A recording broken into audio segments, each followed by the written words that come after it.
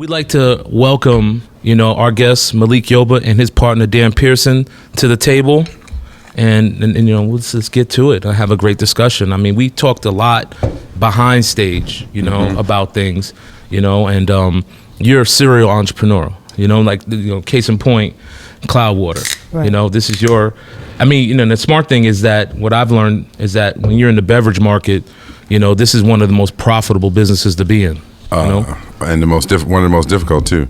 So my boy Mark Seiden, who's my friend since 7th grade, we were in this band together in 7th grade. We've been friends ever since. So he started the company, and he brought me into it.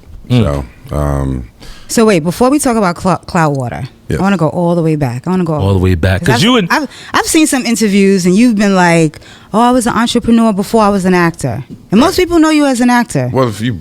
Okay. So I'm just saying, give me your story. When did you know you were an entrepreneur? So my father always said, besides black man gotta hustle, he always said, build your own generator, so when they turn off the power, you still have light. You got that tattoo. Let's see that. I got that tattoo. Y'all want to get a close-up of that? Right there. See that? Can you get it? Who's zooming? What camera's going to grab that? You got that? Can you see it? Now, that's some powerful statement right there. So yeah, build your own generator so when they turn off the power, you still have light. So that's just a mentality we were, raised in. My father had many hustles. He was an X-ray tech. He sold clothes. Later on in life, I found out he sold weed. I found the stash, the gun and the bullets and the money. I was like, oh shit! Like he had it all portioned out. But that's how we were raised. I had a paper route from 8 years old where we lived, in the building we lived in. How did you get your paper route? Because I grew up reading books, trying to sign up for paper routes in the back. And my mom was like, they don't have paper routes. There was a store downstairs. So we grew up in 1199 Plaza on First Avenue from 100 and that's on the east side of Harlem. Yeah, 106th Street to 111th. Mm-hmm. There's 4 buildings. There used to be a stationery store called Cards and Stuff. It was owned by Nick and Ray, who was those North Carolina hustlers like the Frank Lucas era. They were number runners. They moved heroin, but they had these stationery stores, one in where we grew up and one in Central Harlem. And so they appreciated the hustle in these little kids. My brother, our neighbor John. So we like, it was 8 of us. 2 of us took a building. You start on the 32nd floor, and you come all the way down, and you developed your customers, and you sold newspapers every Sunday from 8 years old to 16. Wow. So that's dedication. Yeah. The blackout in 1977, the elevators didn't work. We carried water upstairs for money. You were always trying to figure out a little hustle, how to get some. The old cats used to say, you got to keep gapper in your pocket. You got to keep some gapper in your pocket. And the gapper was you had to put some money in your pocket. Right. So, did you keep all the money, or you had to give it to your parents? No, I had to save. So my father. It's a funny story how I found the gun and the bullets. So he made me give him money every week. I've actually never told this story. He made me give him money every week. So at this point, at the age of like 15, I'd saved maybe $400 or something. And he was big on budgeting, right? So you couldn't spend it. You had to save. You had to budget, spend only certain things. And then I couldn't get this bike. I took some of my savings and I put a down payment on the bike. I got in trouble for racing BMX in Jersey without telling my father that I went to Jersey. So I was saving money to get this bike. He tells me I can't get the bike. I have to take the money off of the down payment. So I was like, yo, I'm gonna lose this money. So I walk in his room one day and he's cleaning a gun. I didn't even know my father had a gun. And there's a little compartment next to his bed that's open. And he had this like bookshelf kind of thing built around the wall that covered the radiator. So the little door, I only knew you turn the radiator on. What I didn't know, there was like a dummy wall where he kept all his shit. So he's cleaning the gun, and I walk in, I see it, and I sit down and just kind of peep the situation. A couple of days later, when he's not home, I go snooping. I open the thing, I see the gun, see rolls of cash, see the weed portioned out. So this money that I lost that he made me take, I see the cash. So I took. You took your portion. I took my portion. Yeah. And I tapped each bag of the weed. Went to school to sell. And started your own hustle? To my friends. Like, just gave it to my friends. And so, that is, the hustle was always there. It's kind of what I'm saying. It was like in the DNA. My father had the hustle, whether he had to hide it from us. But the one thing he made sure is that we had what we needed. And so that was the example. No matter what. He worked in the hospital. He worked in the clinic. He sold clothes. He had customers. He'd sell women's clothes, like St. John's type suits, like knit suits. He'd go to Delancey Street, and he'd like store them in the crib. And every weekend he'd go and hand them out. So you're not afraid to sell, huh? Selling all the time, baby. If you're not selling, you're buying. I'd rather be selling. Right. If you're not selling, you're buying, definitely. I think for me personally, like I hate selling. You're always having selling. to sell. But that's the problem right there, what you just said. Tell me. You just played a clip that said thoughts become things. True that. So the thing is, that's not your fact. You hate selling. You're right. You hate it. So that becomes your truth. But I could change that. Sales is also the most lucrative position you could have in the all world. the time. So you got to sell. I know. Most businesses, when they start, they get their CEO, the CFO, salesperson. You know what I'm saying? Like those are the three most important, and then your legal people, right? But those are the most important positions. It's just like, I don't know. I hate talking about myself. I hate feeling like I'm like now, selling yourself is different from selling. Like I don't like selling myself. That's like a cheap lawyer. Like I'd rather have somebody else talk about my characteristics than me going in the room and telling somebody, oh, I did this, I'm this. It just sounds like you full of yourself as opposed to somebody else telling your story. Now it sounds like you're a great person. Right. I mean, when I was younger, when I was like in high school, I kind of found myself because I had this class called mentorship. And in mentorship, your job was basically, the task was basically to find an area of business you want to go in. And for some reason, I was like, I want to do advertising. And, I was a very imaginative kid. So I liked snowboarding at the time, but I've never done it, But in my mind, I was a snowboarder, even though I've never done it. And at this time, my mother had moved us out of New York into like northern West Virginia. And it was like, kind of like, okay, now I get a new space to be somebody different, and be able to try new things. And I basically, for my mentorship project, made a snowboard company, took a marker, because back then it wasn't no Photoshop or anything like that. I took a marker, draw out a tag called Mr. Bozak because EPMD was my favorite band. So I put Bozak Snowboards, right? And then I convinced my mother to send off this graphic to a snowboard company for like $300 to make one snowboard, right? She did that, took a picture of the snowboard, right? Put it in Quark, because that's how old this was. Remember Quark? Right. Yeah.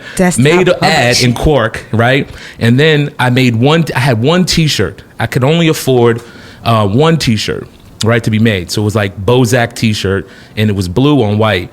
And then I looked in the paper, and I saw Ice-T was coming with Body Count. So I snuck out. I went down to this place called the Nyabingi Dance Hall, stood outside, waited for Ice-T to come out all sweaty. And I was like, look, I got that, trying to pitch him. And he just grabbed the shirt and just looked at it and just held it like this. And I took a picture, right, with an old snap camera, like, the little, disposable camera. And that was my presentation. I came back into school and the teacher was like, you got an A++++. Wow. And that started me off on like. That's genius, bro. I mean, I didn't know. But you did know.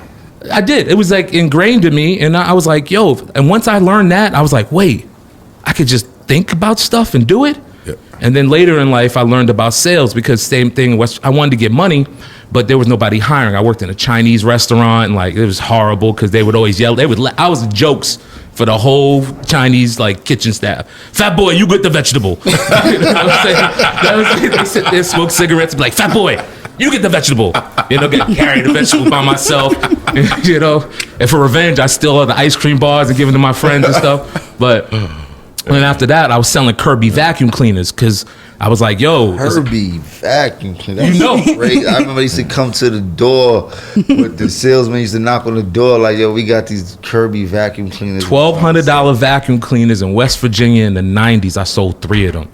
And I had no car. I would carry this fucking vacuum cleaner all throughout the rural West Virginia. Knock on trailer parks. That was me. I was determined. That's what they call pounding the pavement, Pounding right? the pavement. Wow, that's real. And then- but that's that spirit, man. Yeah.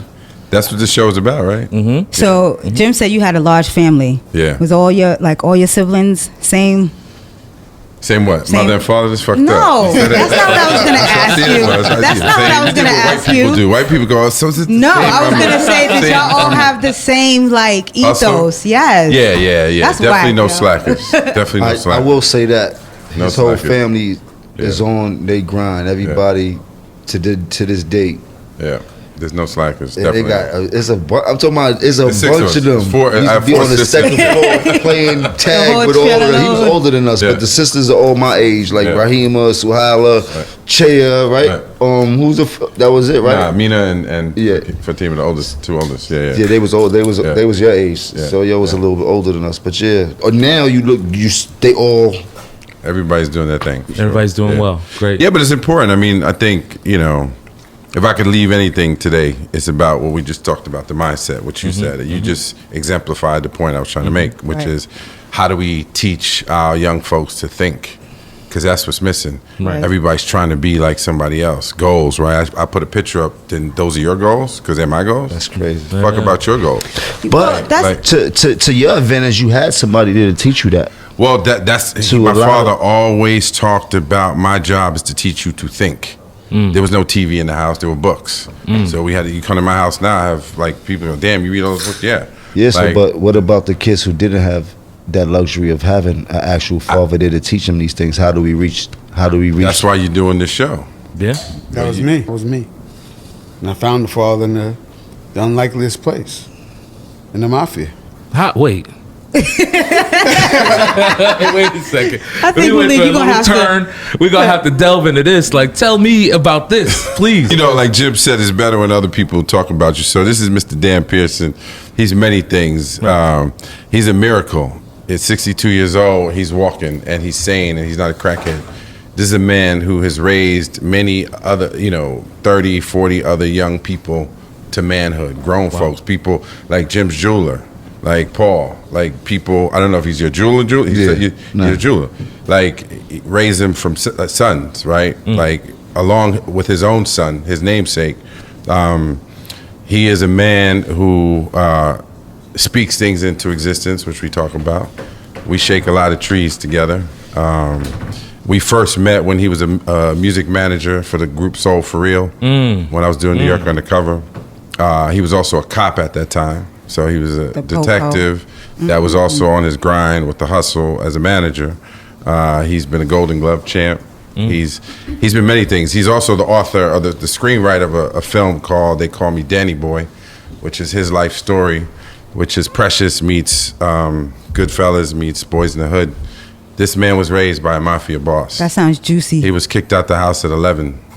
We went to where he grew up 3 weeks ago. Yeah. We've been real emotional, he and I, and we can get into that in a minute. But there was a 90-year-old man sitting on the stoop.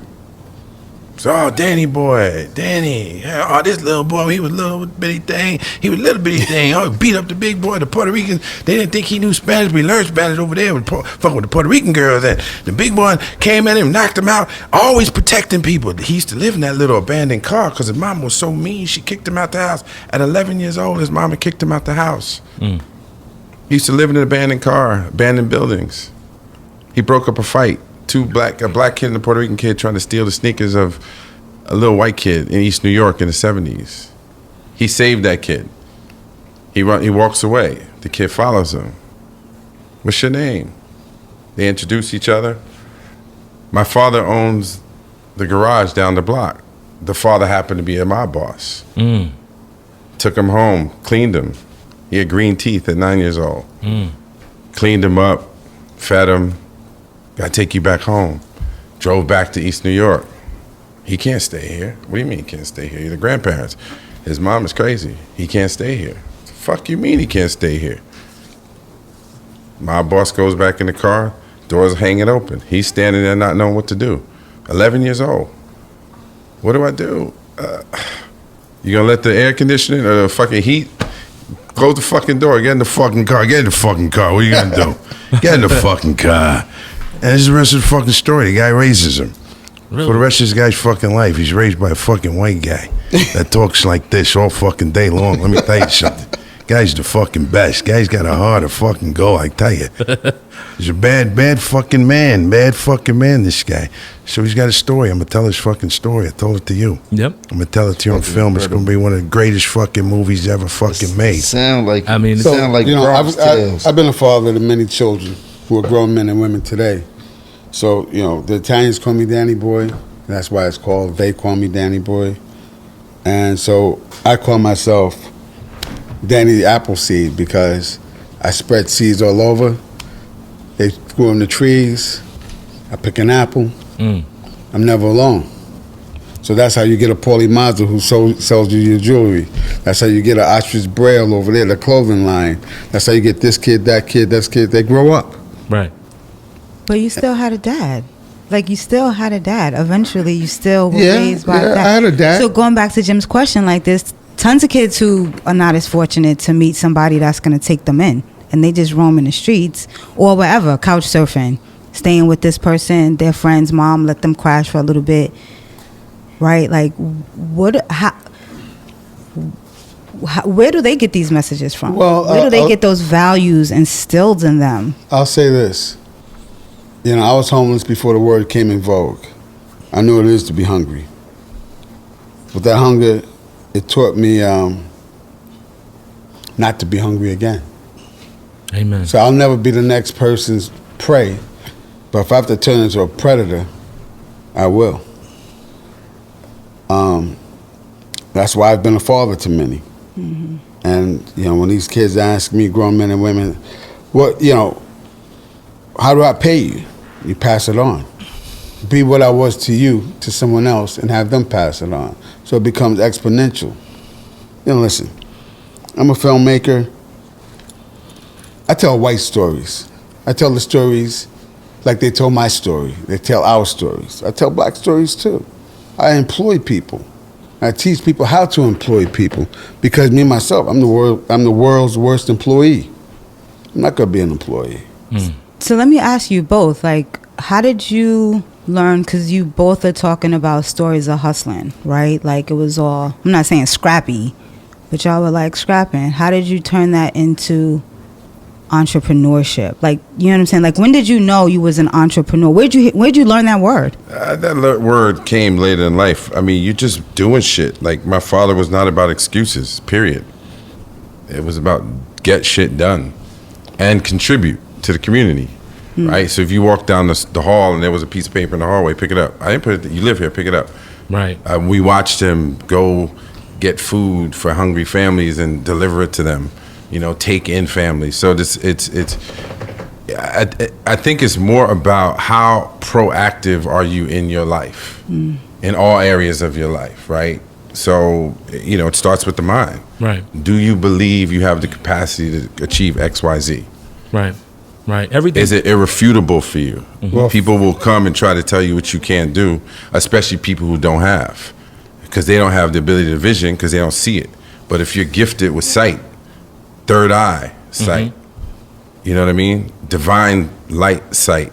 Right. Then you have to follow that. That's why you carried those vacuum cleaners, because you understood there was something on the other side. Yeah. And there was something in you that just kept, and you have to listen to that. I mean, there's days I definitely didn't want to lug that. Yeah, but you did off it. a bus. You knew, and then you use that as reflection and fuel next time you have self-doubt. Well, you know what I got from that? If I can do this, you can do. then I can talk I literally talk my way into everything that I have now. Yeah, we all have. Everybody Straight up. here. I say when God shows you something, don't act like you ain't see it. What was your first job, Jim? My first job? Yeah. My very, very first job? Like when I first started making money, or like a first real job? That's a good question. That's a good question. That's a good one. So, No, I want to know your first job. Like your first real job? Yeah. I graduated 6 months early from high school. My grandmother was not having it. She was like, you cannot just stay in this house doing nothing, no matter if you graduated early. So at my church, there was a program named Vehicles career skilled and job training organization that was ran by a lady by the name of Janet Barrett, who quit her job for being the VP of the whole Chase banking to come back and help people and teach them how to operate inside the office space. So learning how to deal with computers in what's this, 94, when Gateway just came out, and it was Gateway all 2000. and it was all the cow packaging, and it was like Microsoft Right. 2.0 or some shit like that. 200. From there, Okay. she ended up start putting us into law firms and getting us jobs in law firms in various places like mail rooms, et cetera, et cetera. And that was actually my first job in high school, and it was a pretty good experience. But the funny thing about that is this same job was the job that propelled me to do music as I came to work one morning and my manager Les, cool dude from Parkchester, funny as shit, just bullshitting all day. Radio was playing, Biggie record was on, Rings and Rocks, Filled with Rocks, and my jam knocks in your Mitsubishi. Girls peep you when they see me. And I was like, what the fuck is going on? I then got up and told Les, I can't do this no more, bro. It's been real. I gave him a 5, and you turned out of there and started my journey. That's amazing. Yeah. That's Just like that. That was the first and last job ever. That's amazing. One thing I want to say, one of the things I did was, and I do, and I taught my son and other sons and women and this, that, and the other, that verbiage is everything. I taught them there is no can't, no maybe, no hope, no try. You either do or you don't. Because those other words are entrances into something with an excuse why something didn't happen. So don't tell me you're going to try. I'm not going to hire you. I'm not going to fuck with you. I'm not going to deal with you. I don't want to know you. Exactly. I don't sit at the table, and the people I sit at the table and eat with are the people who I consider friends, loved ones. Associates can stand over there and talk to me from a distance, because everyone at the table I have to be able to trust. And that is how I live, and that's what I've taught. We take care of each other. Yes. So what one can eat, we all can eat. Nobody gets fat, but nobody goes hungry. Yes. Try is a different word. Like when you see somebody doing something and you tell them, I see you doing it, and they be like, yeah, I'm trying. Well, being humble was one thing, but being confident in who you are is another thing. So I always tell my brothers that you're not trying, nigga, you doing. That's it. I just told you, I see you doing it. You talking about you trying, now you doing. We ain't trying nothing. Right. You know what I mean? Yeah. words are magic. I feel like a lot of times, like, when you say that, it's because you haven't reached a certain level of success, right? Like you don't feel like you've done it until. I don't want to. No. I just go back to the mindset. Like, we're going to spend time talking today. Let's speak affirmatively, right? So let's be on the same accord that we're trying to move consciousness forward. So it's about actualizing because we believe it first. You have to see it first. This is what I'm doing, right? And so so lessons for me, I used to wonder what it felt like to get shot. Real story. I did, growing up where we grew up. First time I saw somebody get shot, I was probably 10 years old. I got a gun put to my head when I was 12. I got shot at 15. I manifested that, right? I walked down the street, and I used to go to Park West High School. There's a fight after school, kids getting beaten up by a big group of like 9 kids. And I end up in the fray, pushing and shoving. Next thing I know, I'm getting shot. I also used to want to go to the Olympics in bobsled. When I saw the '84 Olympics at Lake Placid, I was like, I want to do that. When I was standing at the top of the bobsled run in Calgary in 1993, making cool runnings, I was like, yo, I'm at the top. I'm fucking bobsled. Yeah. So having been able to manifest things, and part of the journey is also studying Buddhism, starting at 16. Understanding the law of causality. People speak about intention now, and I forget the common term that people are throwing around, but as a kid, understanding that what I thought was actually an action. So if the law of causality is true, what goes up must come down, right? What we think has impact. It must manifest. Then it comes as a word. Then it comes as the action. That's why he's saying you can't say try, because then that's the mindset. No. I have trouble selling. Okay, you might have yesterday, but why is that the truth today? You literally can change your mindset in a moment if you choose to. But what happens is we get caught in the past and we start thinking, well, this was so hard on my mom, and I remember last time I tried that shit, that didn't know. Like, this is what we're going to do no matter what. We're raising hundreds of millions of dollars. Like, this is what we're doing. And I mean, this whole podcast is literally beef. Like, that was his whole. But that was the whole thing. I mean, you started a Clubhouse, right? Yeah. Because of an intention. Yeah. This this doc series that I created, right?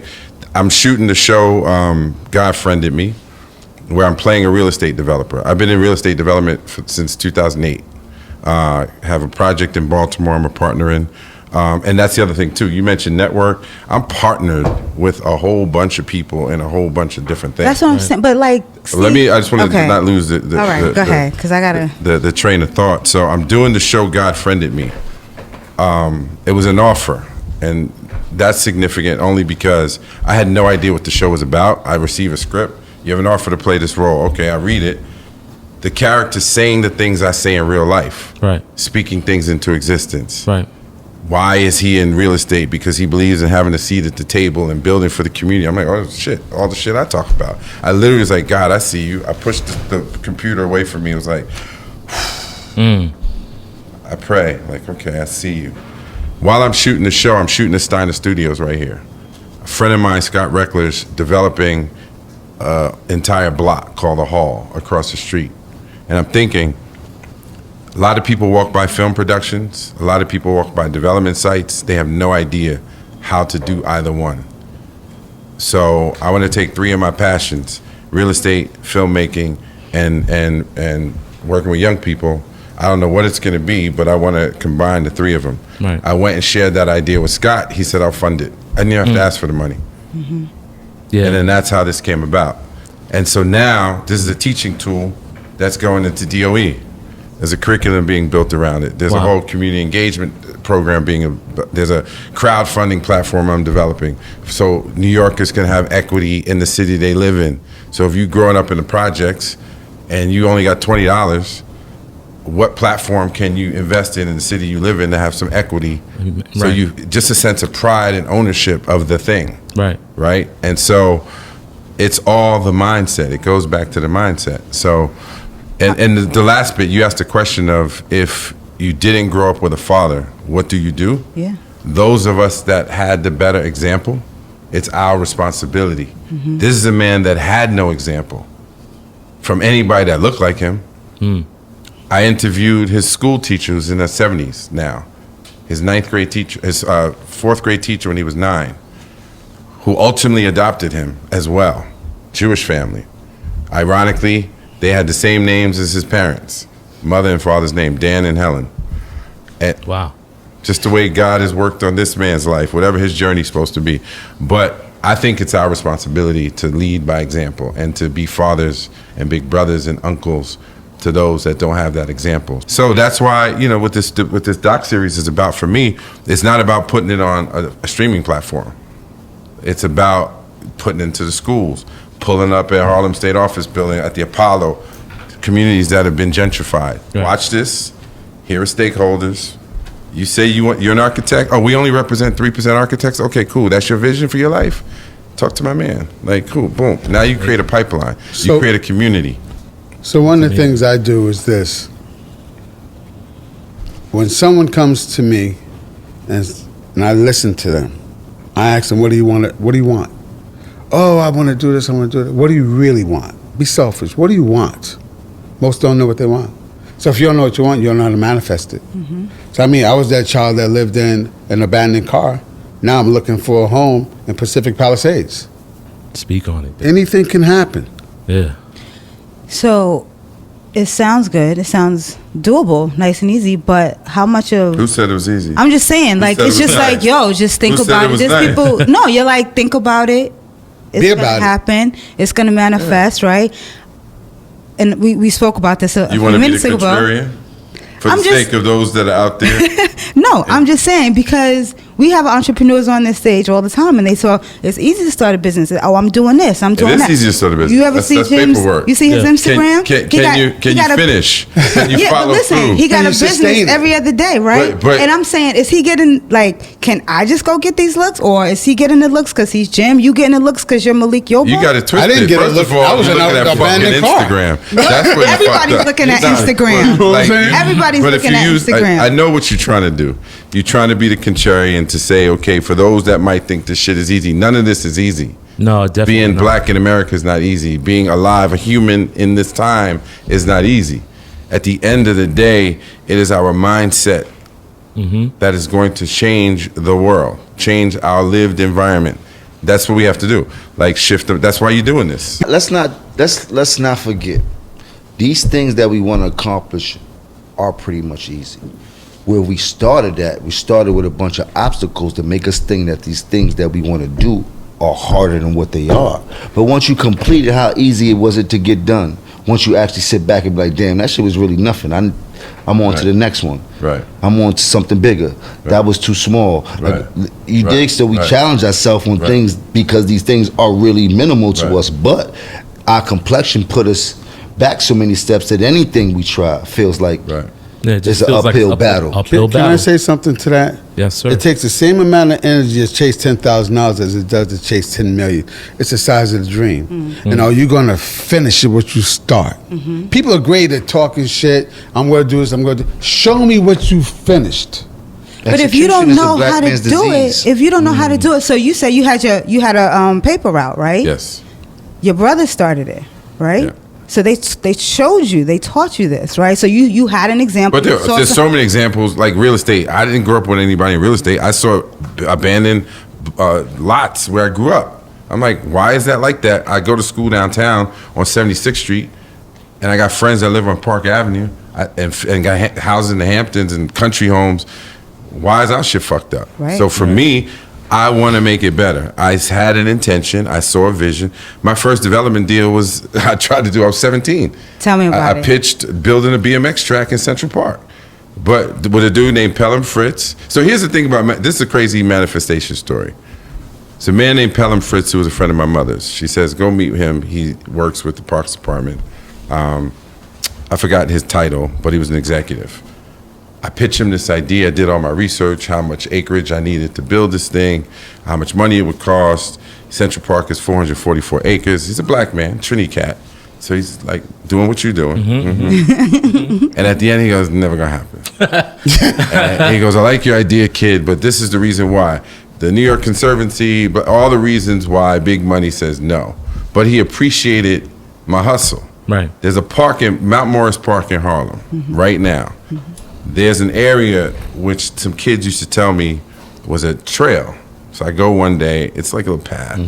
I start digging in the dirt, making jumps. I'm gonna build my own park, even though they told me no. And the other kids start coming. I recruit them. You go get tires. You go get a shovel. You go get a bucket. We're building. Here comes somebody from the Parks Department. All the kids are about to run. I'm like, nah.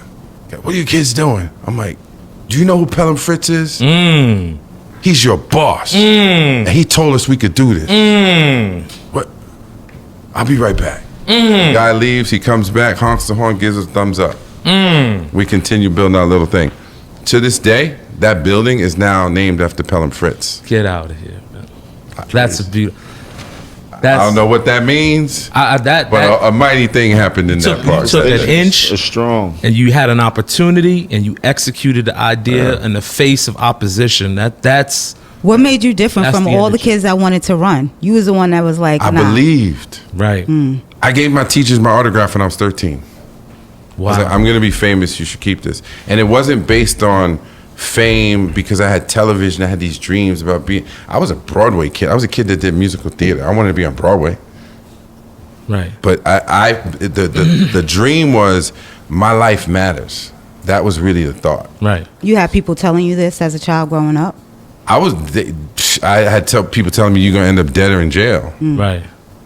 I had a 7th grade teacher that made a dunce cap and stuck me in a corner and with a literal fucking dunce. He wrote dunce on the shit. But was your motivation? But full circle stories. That same teacher, Mr. Arias, who did that to me when I was 12. At 20, I used to work for a group called the City Kids Foundation. Right. So my job was going to schools, essentially teaching kids how to think, right? To dream differently. Like our job was to reduce the dropout rate. So our job was to figure out why do you not want to be in school, give you some cool shit that makes you want to stay in school. Right. So Manhattan Center was one of the schools where Dame Dash used to go. My little sister Suhaila went there. Did you go to Manhattan Center? Nah, bunch of friends of mine went there. Yeah. Cam went there. Okay. So I'm running this workshop teaching teachers how to communicate with students. I'm 20 years old. I got them standing in a big circle. And there's one disruptive person. And I look, fucking Mr. Arias, the same person who made the dunce cap. Wow. And sat me in the corner. Of course, I had to blow up his spot. I'm like, so here you are being disruptive. When I was that kid that was just trying to express myself, you put in a corner. And this is the problem, why kids want to fucking drop out, because of people like you. So, real rap. Back to, it's just, you know, when you believe a certain thing, and then you have so back to the success thing, it's not about the big success. It's did you do the thing in that moment Right. that you believed was possible? Did you walk? I want to get some juice over there. I'm going to walk and take one step after another step till I get that juice. Did you finish it? Did you get the juice? Yes. Did you eat? Don't worry about all the steps. Did you do the first one? Right. Then did you do the second one? Exactly. And if you do that every day, it compounds. Because everybody can't tell you how to execute. But you in high school, you know you need to graduate. That's the execution of your journey. You know what's the execution of your journey, and everybody's not going to be able to make you execute. You have to execute on your own. Yeah. They're not going to grab your hand and walk you to get the juice. You got to be self-motivated. You got to see that. At some point, we got to let go of all the, I was raised under these circumstances, and I'm going to change my circumstance and push forward. Like, that's where I was at with it. Like, I was raised a certain way, and I did have a few people that was in my life, but for the most part, it was the streets that raised me. And it was at some point that I had to figure out how to leave a little bit of that alone if I wanted to further myself in life. And that was something that I did. Nobody couldn't teach me that. One of the other things is... It's been beautiful to watch, though, by the way, bro. Thank you. For real, man. Thank For real. You remember him as a little kid? I don't. I mainly through my sister. Through the family? Through my sister, yeah. He was older. Yeah. He was like, Yeah. you know, he was in there. So I grew up in 11. I got 11 when I was 6.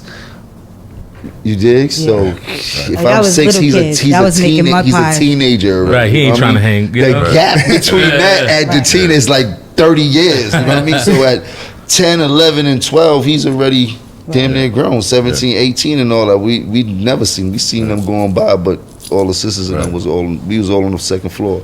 Yeah. So let me ask, going back to you said something earlier about like, oh, so if I put this up, I put a picture of me, or if I share my success, this is goals, right? You're like, oh, why is, have your own goals, right? But then we also hear It's not a bad thing inherently. representation matters, No, it's not, right? it's not We wanna inherently a see- bad thing. I'm just simply saying the more to the point is that most people follow. Right. That's really the point I was trying to get to. Yeah, have goals. It's good for people to see things. I mean, that's why I did the real estate mixtape, right? I wanted to create new goals. I wanted to show new people and create new stars, like bankers and interior designers and architects and developers that look like you, women that are your age that look like you, that are building shit right around you in Harlem or East New York, and you don't realize she looks like you. Right. So that little girl can go, I can do that. Right. Right? So that's the Yeah. I want to talk about the mixtape because the first night I met you, right, we were at a gala, and I was like, Malik, I got the joke, but I don't know if everybody else in the room got the joke. What was the joke? When I got on, I don't people re- get up off their money? Yeah, I don't remember. It was just a different crowd. Yeah, I was hosting. Yeah, exactly. And I like to separate rich white people from their money. Correct. Yeah, And that's what I'll tell them. I'll be like, I'm here to separate you from your money. In fact, you pick your phone up. Wow. No, that's what I tell them. Okay. See, they do it. So when I'm hosting, I'm walking around like, yo, I need you to pick your phone up. No, go pick it to up. that, donate. Yeah, Oh, and he put them under that pressure. absolutely. Yeah. And then I remember I went up to you. I was like pitching my services. Like, I got a business. I want to do film. And you were He like, said, me and my husband. yes, me and my husband. Me and my husband. Full She did, me representation, and my husband. right? I was like, you starting a business because I had a vision. I always had a vision of like family business. That's what I wanted. That's what you said. Right. And Right. then I was like, oh, you know about this woman? You should meet this woman, blah, blah, blah. Majora Carter, which we then. Well, I told you that I was working on this documentary about real estate development, about my journey. So it started with, I want to combine real estate, filmmaking, and young people. So what's the story? The story became me doing my first development deal in New York. And I randomly chose 7 young people from around the city. When I say random, like one kid was my busboy. He tells me he's a young actor, rapper from Harlem. He likes to make movies. I'm like, here's my number. Hit me up. He becomes the star of the film. His name is Von Thorpe, kid from 115th Street. Yeah, like he's like amazing young man. One kid was a kid from that where we met at that Fiverr. He Randy Lopez, who's a young architect student. He was still in high school. He was 17 at the time.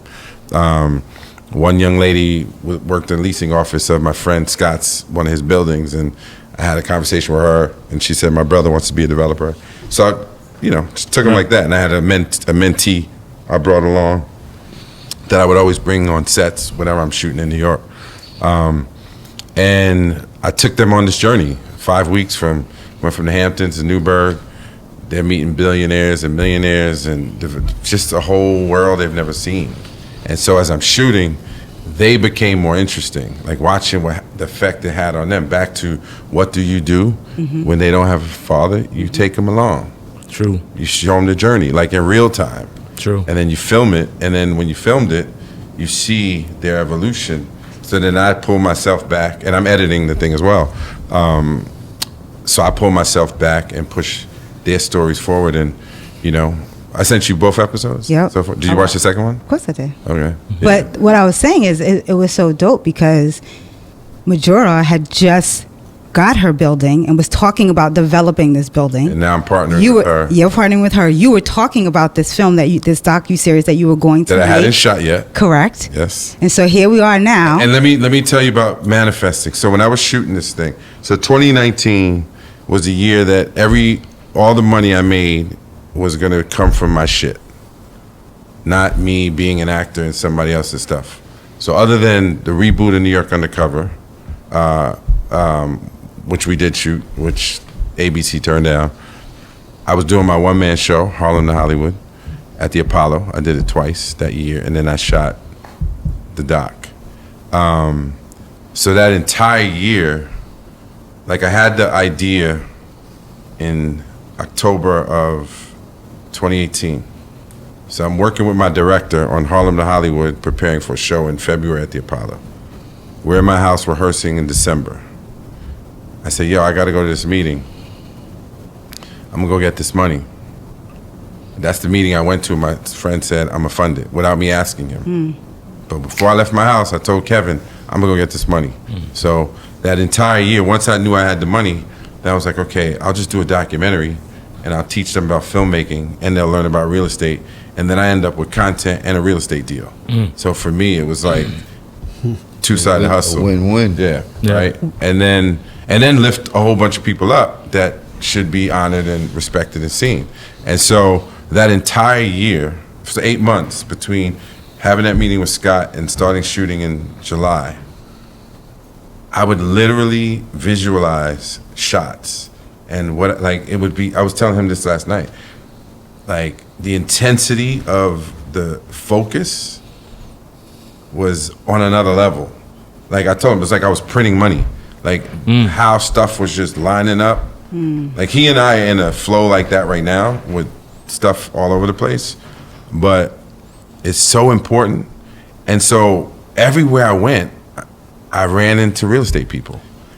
I just want to say this though, how deep it was, bro. Like everybody you see in that thing, right? Like the dude who introduced me to speak at that event. It's called the Enterprise Gotham Society. Enterprise Partners was actually started by what's his name from Usual Suspect? Ed Burns, not Ed Burns. Ed Norton, his grandfather. Right. They're the largest affordable housing developer in the country. They have a national footprint. They do policy work. They do investment. They do all kinds of stuff. So Maurice Coleman, VP at Bank of America, said, I want to position you, as y'all saw me say in the second episode, in this community so that people take you seriously. How I met Maurice is because there's two things I just want to get across. Service and thinking about things. And importance of thought, right? So always being of service of something bigger than yourself. I was in Dominican Republic supporting Big Papi's baseball thing. Right. I run into this woman on the beach from New York. She happens to be in real estate. She says, oh, you're doing the real estate thing. I want to invite you to this conference. I go to the conference. I meet Maurice. Maurice turns me on to this opportunity to speak at this thing. As I said in that clip, the first night we were filming was me speaking at this event. So two things happened. One, I was of service. Two, I thought it into existence. While I was setting up the show or the shoot, everywhere I went, meet my friend, he's in this one, that one. Right. And then that became my cast. Did you ever have it was like, did I have to what? Did you ever have to work hard to get the money? Because it seems like it's just flowing to you. For this particular project, no. Any project? Hell yeah. What's that like? 90% of them is a bunch of fucking no's. You know what? There's a bunch of people I'm not, I don't see it, can't do it, can't happen. It's too early. No, actually. But it's the tenacity, it's the resilience. Our inheritance as black people is our resilience. This is what I wanted to say. Like I had, I love Twitter, so I put on Twitter, I was like, a vision without execution is a daydream, beloved. You know what I'm saying? And the one thing that both you and Dan have said is like, no matter what circumstance you're under, fatherless, father in the home, eventually you have to make that step. You just said it.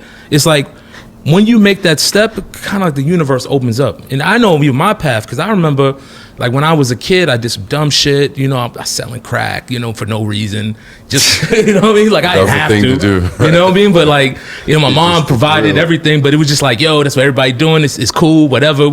I got busted, I had to do like 3 months, you know what I'm saying? Like during the summer, like, and I thought like, and it was weird because like, the state was like, hey man, we're going to offer you got to take an F, you do 3 months, but you could take a year and not get a felony, and I was like, fuck that, I'll take the F. So after that, I was like, yo, I got a mark on my record. I got to move different. I can't sign my name on a paper for application. And it kind of set me up for everything, But I had the tenacity to be like, you know what? I'm not going to let this stop me. Like, I'm going to knock on these doors. When you talk about you doing $100 million deals, like I remember being in that cell for that 3 months, sitting there in that summer, and I had a yellow legal pad, and I put down every idea I had, and everything but the clothing line came true.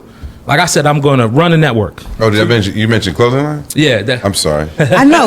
You know what? I got to beat. I'm sorry. Because I want to say, I know we got to wrap soon because I know you got a jet, right? Can you read that though? It says Brooklyn American. Yeah. But I want to talk Deja. So, but back to the partnership thing. Wait a minute. One second. I want to say something because I want to get this one. You'll get that one. Instagram. You'll get that one. You'll get that one. Say it again. Say it again. Because before we close, I just want people to know this. Oh. No's don't matter. Yes is a life changing. You're gonna always hear no. But you expect no. But one yes can change your life. One yes. So when it comes to hard work and all that shit, everybody works hard. They work to their death and all that. Learn how to delegate. You can't do everything. I delegate. Because you got a team, but what if you're just scrapping by yourself? You make a team. You make a team. You like. We walk every day. We exercise every day. And you know what happens? Tell her what happens. You meet people. What are you gonna do? You gonna fucking put me in a spot this game? Yeah, I'm gonna put you in a spot. I'll tell you what guys are fucking worse. Let me tell you a story. Tell a story. Let's keep in mind, everybody What we're talking about are people that are leaders in the store process. Everybody is not a leader. A lot of people are meant to be workers. So a lot of people won't get this. But the people that are here to help, the people that are meant to be workers, they're going to get it totally. Well said. We walk every day for heart health, for community, for companionship. We whatever comes out of it, but something comes out of it. We shake a tree as we move. At 11 o'clock, Prospect Park, every day, we are there doing it. And every time we walk past a tree, we're shaking that motherfucker, because every time a leaf falls, that's $1 for us, or a possibility of $1. But to start the mindset of maybe, you've already lost. But there's so many things in this world that's telling you. Look. Of course, there's things, but you overcome them. To be honest with you, like I can't accept that. You overcome them. I can't accept that. You start with a defeatist attitude. Dude, like it's like what's the point? If you're gonna shut your own stuff down, like, you know what I mean, like, do or you don't do. But we can't get bank loans, right? We can't get investment. You're right. You're right. See me. No, You're right. a black You're real estate developer. you're You know how difficult it is to raise hold funds. on. Look, we just built 262 units in Baltimore. Right. Yep. Does $114 million to do that. Like, the money was raised by black people. Was it hard? Hell no. The land was bought in 2004. We didn't put a shovel in the ground until 2017. Stop before you, because you're listening to respond. Just take that in. What did I just say? That it wasn't hard. You got the land in 2004. I did not say that. What'd you say? You just said I said it wasn't hard. You said, was it hard to raise money? You said, hell no. I did not say that. Yeah, you did. Run it back. Thank you. I said it wasn't. Listen. Keep going.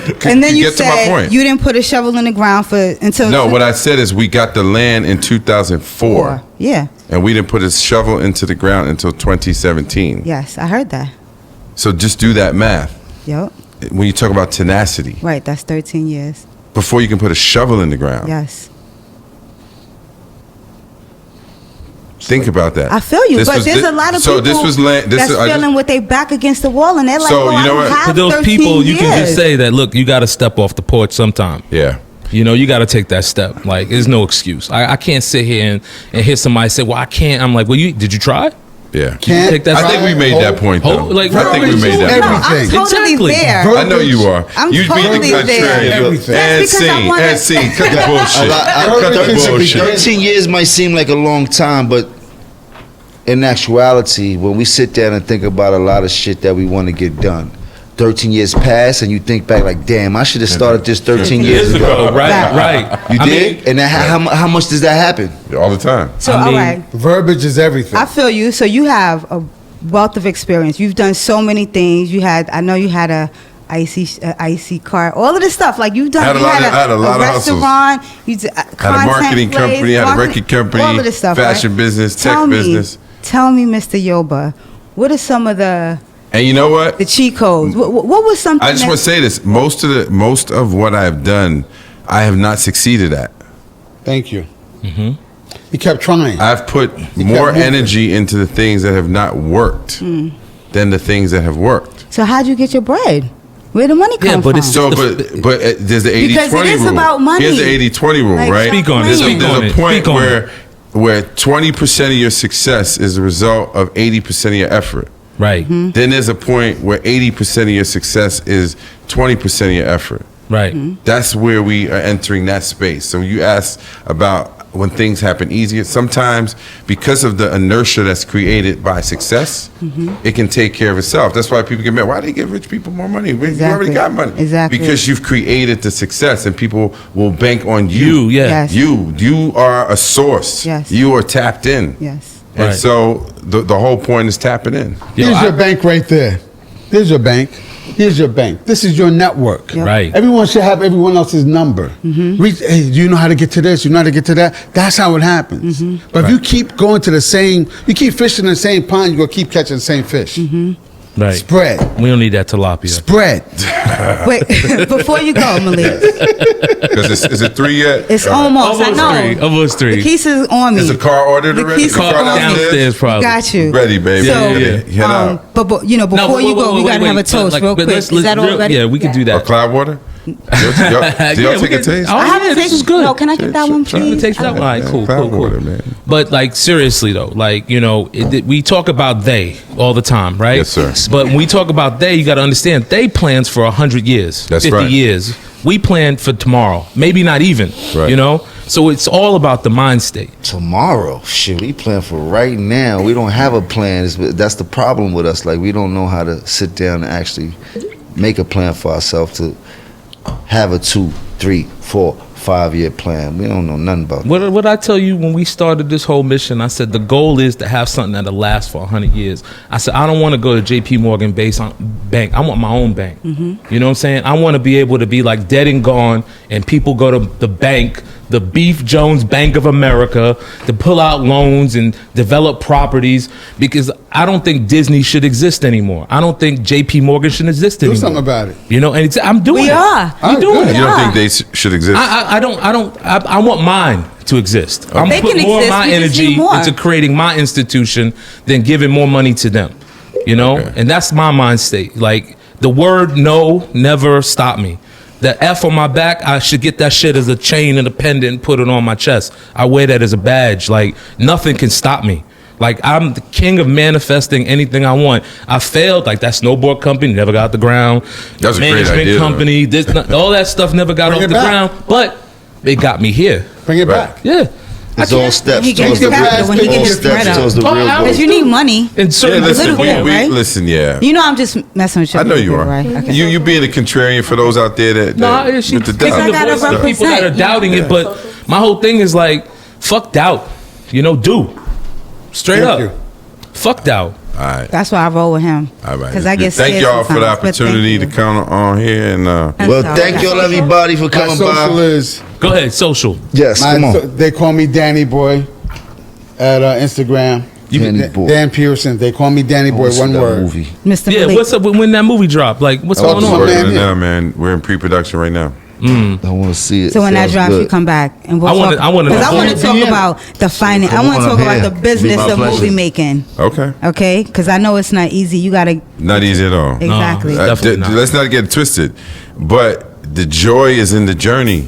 Yes, it like is. it's like I like that. manifesting things Joy in is your the life. The joy is in the journey. That gives you the wind beneath because you're like, I did it Yeah, again. I did y'all it say that And also, now don't from be your scared to nice fail. $1 million homes Joy and is in shit. the Yeah, but those when you in your $1 million one-bedroom homes- apartment. Yeah. Anyway. It ain't Oh. I joy. you gotta go. He was Car's in the downstairs. car. All right. What's the? How do y'all Okay, put we got this together? a Let's man in the go. car. I got you. As we wrapping up Mine and Diamonds, the show where we get all in your business because we are all about business. I just want to thank my special guests for coming by today, Malik Yoba and Danny Dollars. Y'all look forward to watching his movie. It'll be out soon. All the Danny Danny Dollars.